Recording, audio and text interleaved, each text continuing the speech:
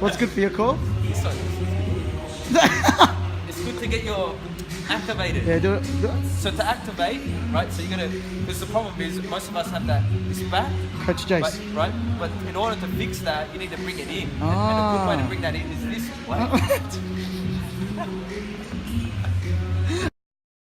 What's going on Facebook? We're going to do a back workout with Lil Jace. We're heading to Platinum Athletic it's South Melbourne, isn't it? Yeah. But yeah, so we're going to do a back workout. I'm going to show Jace a few new things. I'm going to do a commentary over the workout, so just to explain the things I'm doing and some technique points, because some of the stuff you may not have done, so I hope you guys benefit from that. If you have any questions, do let me know, but I'll see you in the next clip. Just an update for my personal vlog, because I'm doing a 90-day challenge, and I've got 12 days left.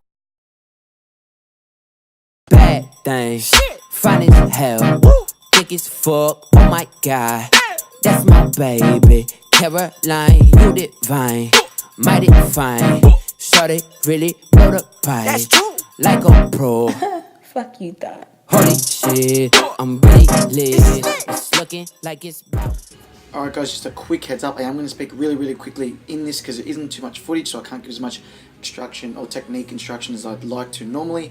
But you know, pictures and videos say 1,000 words. A lot of it will be self-explanatory, so I won't have to explain everything. I'll just give us some sort of key points, especially on the different exercises that aren't too common.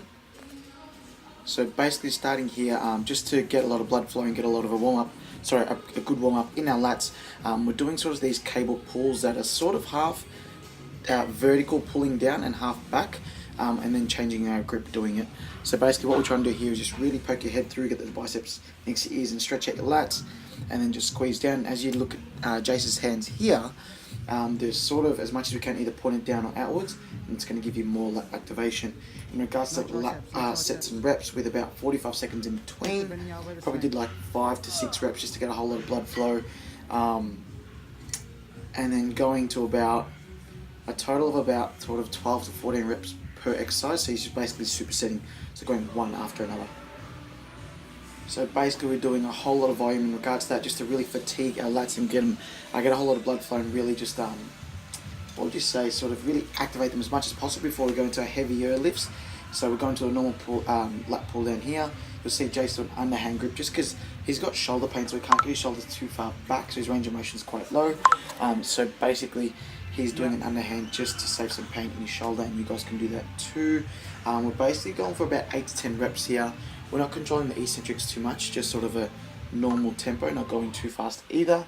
And it just really depends on sort of how you're feeling on the day, and that's why I go by. So a lot of ad hoc. If I'm feeling really good, I'll make sure I get to 10, and if I'm getting to 10 sort of, because we will do about 4 to 5 sets on this, I will just go a little bit heavier, just so I'm sort of maxing out on 8.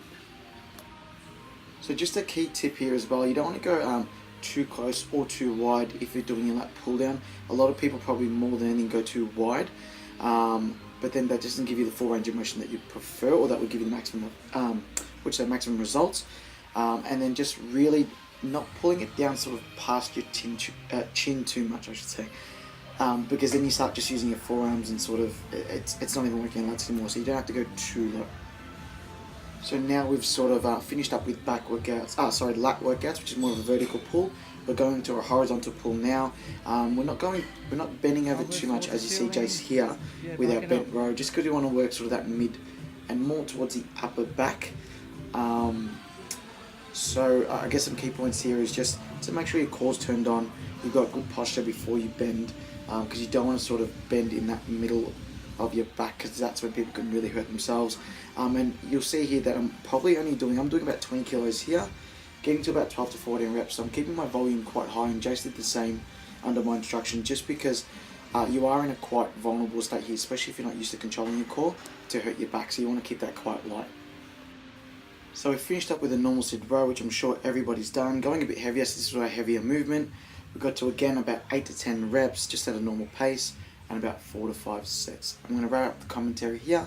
Hope you enjoyed that, and I'll finishing up on thighs. So what we're going to do, I'm going to teach you guys as well as teach Jace at the same time, is, so what did you goes into it? Oi, I'm going to coach it. We go volume, so I want to get to about 15 to 18 reps, so maybe let's go for 6. What we're going to do is go to our heaviest weight we can do, which we don't know it yet, yeah? We don't know what that is, but I'm We're gonna gonna do get 6, 10. drop it 6, drop it 6. And what you want to do on here is bring your elbows in quite close because you want to work sort of your bicep peak really. And then really just push through your pinkies in this side of your hand.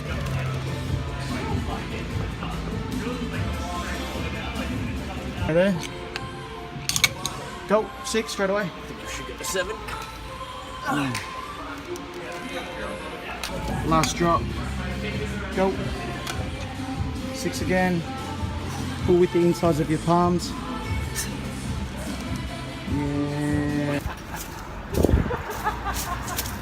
Anyways, just finished our workout. About to head home to have our post-workout meal, and it put me up. And it's probably the most important meal in my opinion, anyway. So I'll just run you through what I'm probably going to have for that and why I have it.